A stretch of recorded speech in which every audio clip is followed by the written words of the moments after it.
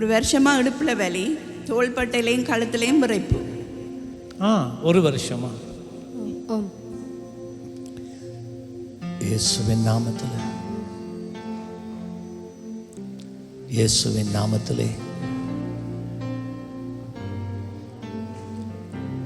இந்த விரைப்பு வெளியேறுகிறது. என்ன சொன்னீங்க? மற்றது காலில், இடுப்புல?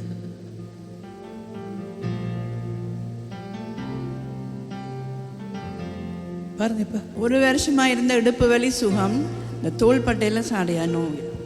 ரெண்டு பக்கமா? இந்த பக்கமா? லீவ். கை உயர்த்தி பாருங்க, இல்லாட்டி கையை பின்னுக்கு எடுத்து பாருங்க. Okay, God bless you.